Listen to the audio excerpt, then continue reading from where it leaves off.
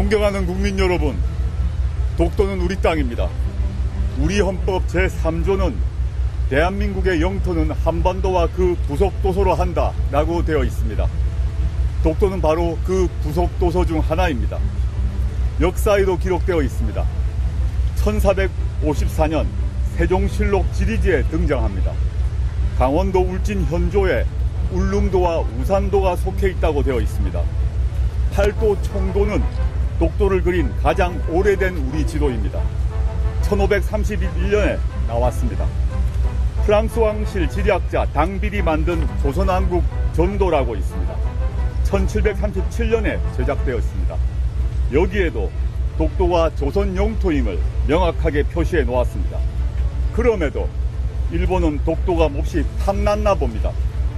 제국주의 일본이 한반도를 병탄할 때 처음 빼앗은 곳이 독도입니다.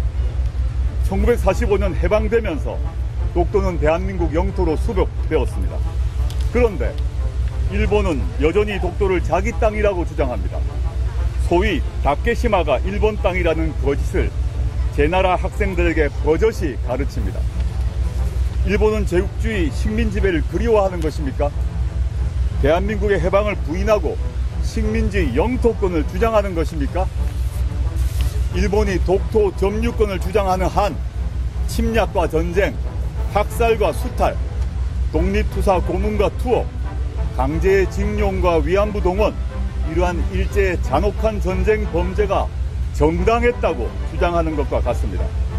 일본에 경고합니다. 이제 그만하고 진심으로 사과하십시오.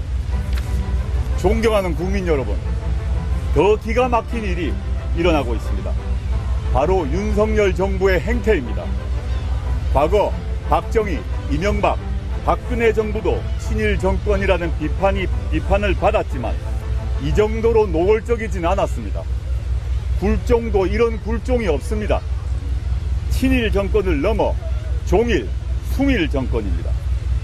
윤석열 대통령은 후보 시절 과거사는 과거사대로 우리 후대가 역사를 기억하기 위해 진상을 명확히 해야 한다라고 말했습니다. 위안부 문제에 대해 꼭 사과를 이끌어내겠다라고 했습니다. 하지만 당선된 후 돌변했습니다. 윤석열 대통령은 지난 4월 워싱턴 포스트와 인터뷰했습니다. 이렇게 말했습니다. 나는 100년 전에 일어난 일 때문에 뭔가 절대 불가능하다거나 그들이 100년 전 역사 때문에 무릎을 꿇어야 한다는 생각을 받아들일 수 없다. 지금 그대로 윤석열 대통령은 실천하고 있습니다. 2019년 대법원이 일제 강원동원 강제동원 피해에 대해 일본 기업이 직접 배상하라고 판결했습니다. 한일 정부 간 대립이 격화되었습니다. 당시 일본 정부는 불화수소 등 수출을 금지하고 한국을 화이트리스트에서 제외하면서 한일 경제전쟁을 도발했습니다. 국내 여론이 갈릴 때 저는 입장을 공개적으로 표명했습니다. 대통령 민정수석 비서관 자리를 그만둘 각오였습니다.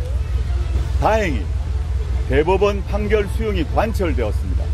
그런데 윤석열 정부 들어 제3자 변제라는 폐기한 방식으로 바꿉니다. 잘못은 일본이 했는데 왜 한국 기업이 돈을 모아줍니까? 왜 그럴까요? 일본 정부가 원해서입니다. 일본의 후쿠시마 오염수 무단 방류에 한국 정부는 자기 일인 것처럼 방어해줍니다. 한일 군사정보보호협정, 즉 지소미아 복원, 독립군 홍범도 장군 흉상의 육사 퇴출 시도, 국방부 정신전력교육교재에 독도를 영토 분쟁 지역으로 설명, 국가안보전략문서에 독도 수호 의지 삭제, 외교부의 해외 공간 표시 지도에 독도 표기, 민방위 교육 영상에서 독도가 일본 영토로 표기된 지도 사용 등 일일이 헤아릴 수 없을 정도입니다. 불과 2년 안에 벌어진 일입니다. 그럴 때 윤석열 대통령은 그 흔하게 한다는 경로 한 번 하지 않았습니다. 100년 만에 일본을 넘어섰다는 자부심은 오간데 없습니다. 치욕스럽습니다. 불과 2년 만에 다시 일본 식민지가 된 것 같습니다. 윤석열 정부의 든든한 지원에 일본 정부는 자신감을 얻었나 봅니다. 선을 넘고 있습니다. 네이버로부터 라인 야후 경영권을 뺏으려 합니다. 일본 기업에 넘기라고 압박합니다. 라인이 어떤 기업입니까? 일본에서 메신저로 1위입니다. 대만과 태국, 인도네시아 등 동남아 시장에서도 국민 메신저가 되었습니다. 그 시장과 기술력, 데이터를 몽땅 빼앗기게 생겼습니다. 그런데도 윤석열 정권은 속수무책입니다. 무능력과 무책임의 극치입니다. 사태를 주도하던 일본 총무성 장관의 외고조부가 이토 히로부미입니다. 조선 침탈의 선봉장이었습니다. 1910년 일이 2024년 또다시 반복되고 있습니다. 안중근 정신을 다시 새기고 대한민국의 국익과 미래를 위해 결연히 맞서야 한다는 생각을 하게 됩니다. 윤석열 정부는 그간 입만 열면 외교를 통해 경제 영토를 확장하겠다고 자화자찬해왔습니다. 라인 사태를 보면 무엇을 확장했다는지 도무지 알 수가 없습니다. 오히려 정보 영토를 빼앗긴 것 아닙니까? 혹시라도 라인 경영권이 일본 기업으로 넘어가게 되면 디지털 각진 국치로 불릴 것입니다. 네이버가 어떤 결정을 내리든 우리 혁신당은 왜 사태가 이 지경이 되었고 윤석열 정부는 그동안 무엇을 했는지 국정조사를 통해 철저히 규명하겠습니다. 묻고 싶습니다. 윤석열 정부는 그간 일본과 외교에서 무엇을 얻었습니까? 일본 총리와 친구 맺기, 오므라이스 접대 받기가 전부 아닙니까? 국민의 한 사람으로 수치스러워 고개를 들지 못하겠습니다. 역대 최악의 친일 정권, 매국 정부입니다. 윤석열 정권은 취임 선서대로 국가를 보위하고 있습니까?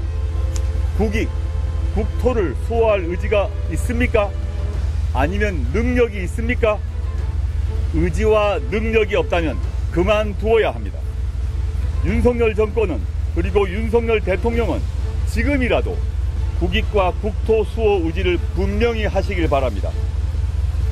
대통령실과 정부에 있는 을사오적 같은 내국노를 모두 찾아내 내쫓아야 합니다.